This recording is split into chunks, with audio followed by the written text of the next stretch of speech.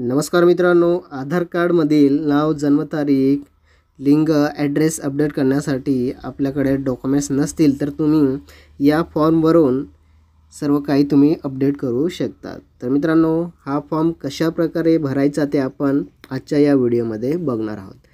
तर मित्रांनो, तुम्ही जर आपल्या माहिती फॉर यू या यूट्यूब चॅनलवर नवीन असाल तर चॅनलला सबस्क्राईब करून घ्या, जेणेकरून तुम्हाला अशाच प्रकारची माहिती पुढे भेटत राहील। चला तर मित्रांनो, व्हिडिओला सुरुवात करूया।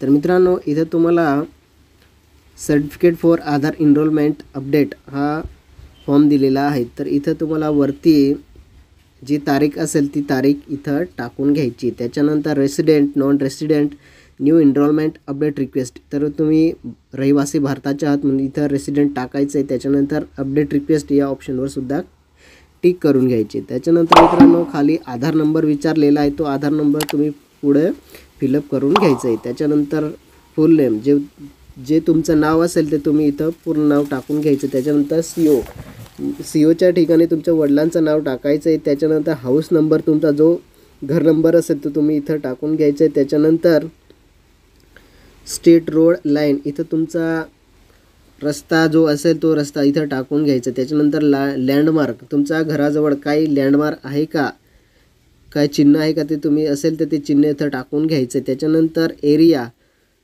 लोकॅलिटी आणि सेक्टर इथं टाकून घ्यायचं। इथं तुमचं गाव असेल तर गाव टाकून घ्यायचं आहे, किंवा तुम्ही जर सिटीमध्ये राहत असाल तर तुम्ही इथं एरियाचं नाव इथं टाकून घ्यायचं आहे। त्याच्यानंतर विलेज, टाउन, सिटी म्हणजे इथं तुमचं गावाचं नाव टाकायचं। त्याच्यानंतर पोस्ट ऑफिस, तुमच्या गावाचं पोस्ट ऑफिस जिथं असेल त्या ठिकाणाचं नाव टाकून द्यायचं आहे। त्याच्यानंतर डिस्ट्रिक्ट, तुम्ही ज्या जिल्ह्यामध्ये राहतात तो जिल्हा इथं फिलअप करायचा आहे। त्याच्यानंतर मित्रांनो, खाली स्टेट विचारलेलं आहे म्हणजे राज्य विचारलेलं, तिथं आपला महाराष्ट्र राज्य टाकून घ्यायचं आहे। त्याच्यानंतर मित्रांनो, खाली पिनकोड हा ऑप्शन दिलेला आहे, तिथं आपला पिनकोड फिलअप करून घ्यायचा आहे। त्याच्यानंतर डेट ऑफ बर्थ, मित्रांनो इथं डेट ऑफ बर्थ व्यवस्थित टाकून घ्यायची।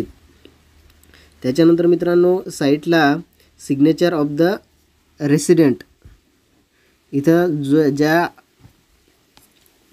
उमेदवाराची इथं आधार अपडेट करायची त्याची सिग्नेचर आणि साईटला फोटो चिटकवायचा आहे, आणि फोटोवर जो तुम्हाला हे सर्टिफिकेट देईल त्याची क्रॉस सिग्नेचर आणि स्टॅम्प हे करून घ्यायचं आहे। त्याच्यानंतर मित्रांनो, खाली विचारलं certified details for fill of the certify only, इथं जो तुम्हाला सर्टिफाय म्हणजे हा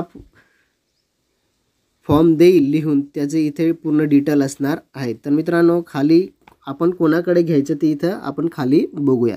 तर मित्रांनो, इथं तुम्हाला कोण कोण हे सर्टिफिकेट देऊ शकतो, तर गॅझेटेड ऑफिसर ग्रुप ए मधील जो ऑफिसर असेल तर तुम्हाला हा फॉर्म देऊ शकतो। त्याच्यानंतर विलेज पंचायत हेड ऑफ मुखिया, म्हणजे तुमच्या गावातील सरपंच असतील त्याच्याकडे तुम्ही हा फॉर्म घेऊ शकता। त्याच्यानंतर गॅझेटेड ऑफिसर ग्रुप बी, त्याच्याकडनं सुद्धा घेऊ शकता। त्याच्यानंतर MP, MLA, MLC, municipal council, त्याच्यानंतर तहसीलदार, त्याच्यानंतर head of recognise education institute, त्याच्यानंतर सुप्रिटेंडंट, वॉर्डन यांच्याकडे तुम्ही हा फॉर्म सर्टिफाय करून घेऊ शकता। त्याच्यानंतर EPFO ऑफिसर, तर मित्रांनो हे ऑप्शन दिलेले आहेत, तुम्ही यांच्याकडनं एक ऑफिसर निवडू शकतात, त्याच्याकडनं तुम्ही हा फॉर्म सर्टिफाय करू शकता। आणि तुमच्या आधार कार्डमधील नाव, जन्मतारीख, किंवा तुम्हाला नवीन आधार कार्ड काढायचं असेल त्यासाठी तुम्ही हा फॉर्म वापरू शकता।